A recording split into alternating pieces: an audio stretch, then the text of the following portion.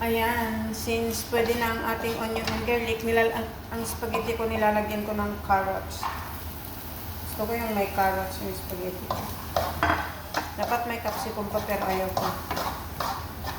Lagyan ko natin ng carrots.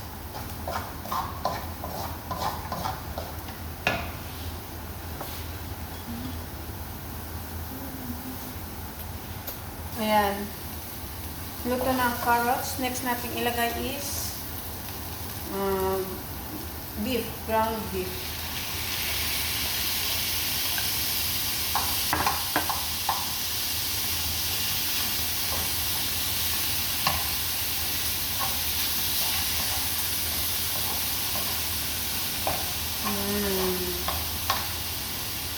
Para masarap.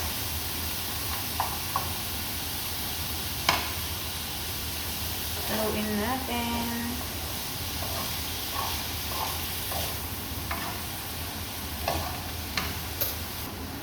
Lutuin lang natin hanggang maging brown ang ating beef.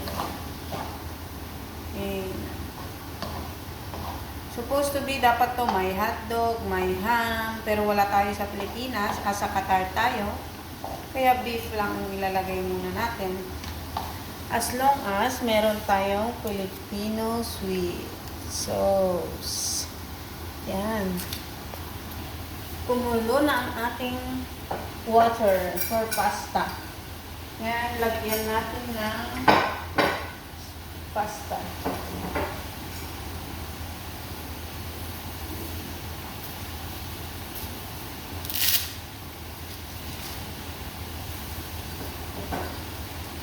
Damihan natin dahil ewan ko kung pagkain ng mga amo. Ita-try nila.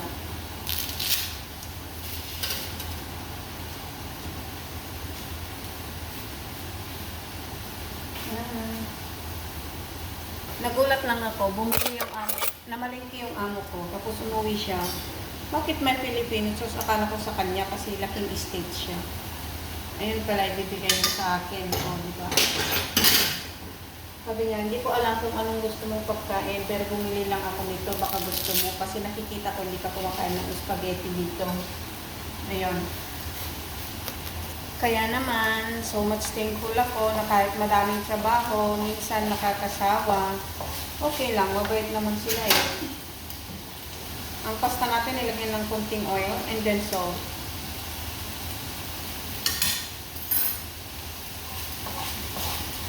Lutuin lang natin konti para magmanti-mantika konti. And then ilagay natin yung sauce niya. Kung mabait ang amo nyo, ako kasi hindi ako nagpapabili, maliban lang sa mga kailangan ko. Sa mga shampoo, toothpaste, mga ganon. Nagpapabili talaga ako. Pero, pag pagkain, hindi kung ano yung nandyan, edi yun yung kainin. Eh sila bumibili. Minsan pa binilan ako ng canned goods. Mga sardinas, corned beef, ganun. Kasi hindi daw ako nagpapabili ng pagkain. Bakit daw? Sabi ko, okay lang naman. Meron akong pagkain dyan. Bait sila guys. So, trabaho ang mahirap. Ayan, luto na ang ating ground beef and carrots. Next natin ilagay ay ang ating spaghetti Filipino sauce.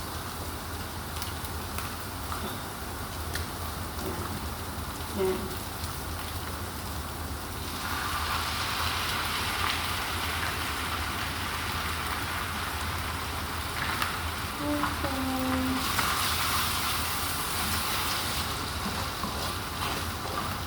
Mix natin. And then, dagdagan natin ng tomato ketchup.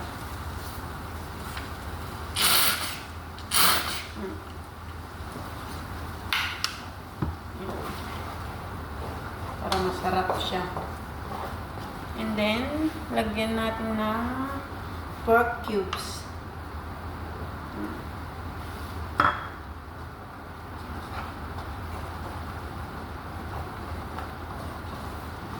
Mix natin.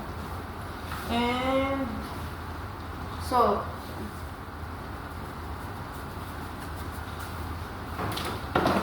And pepper.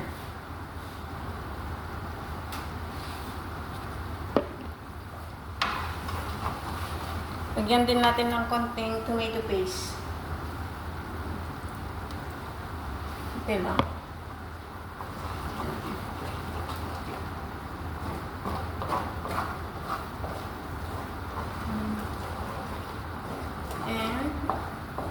Ayan, haluluin lang natin para maano yung tomato paste, yung kulay niya.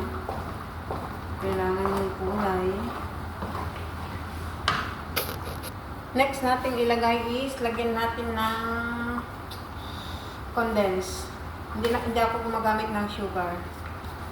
Condense ang ginagamit ko. Para mas masarap. So, pag condense ang ginamit mo, huwag ka nang gumamit ng creamy cheese. Ito na siya.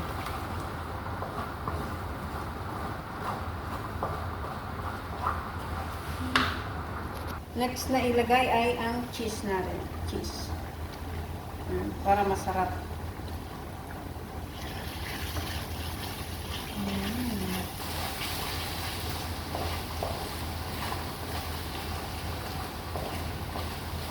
Dapat yung dapat to yung Eden cheese mas masarap. Ito wala nga eh. Sabi ko nga nasa Qatar tayo, wala tayo sa Pilipinas.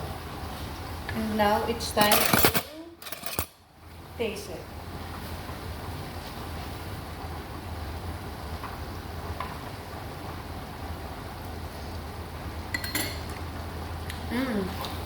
Perfect. Hintayin na lang natin ang ating pasta. Okay, let's check our pasta.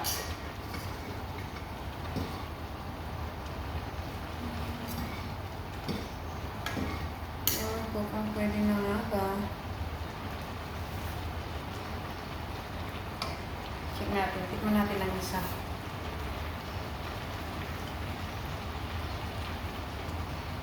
Pwede na. I-drain ko lang yung tubig niya. Ito na ang ating spaghetti pasta. Ilalagay na lang natin ang ating sauce. Ayan, ang ating sauce. Kulang man sa ingredients, pero lasa is masarap naman. Pinoy na Pinoy ang lasa, ang dating. Pinoy na Pinoy dahil mayroon tayong Pinoy sweet sauce. Pinoy sweet sauce. Filipino sweet sauce. Ayan.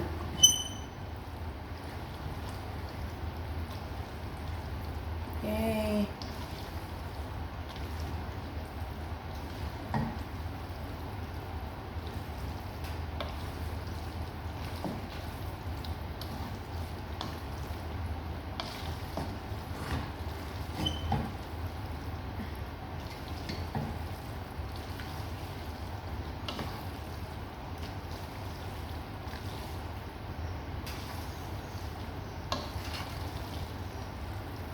Bait ng amo ko, no?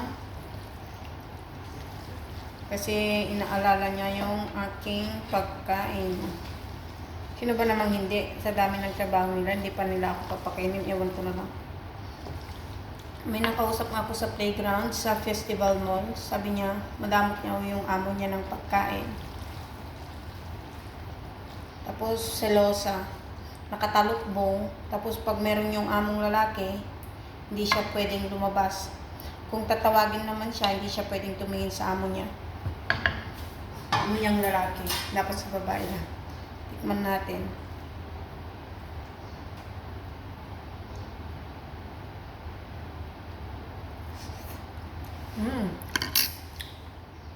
Yummy.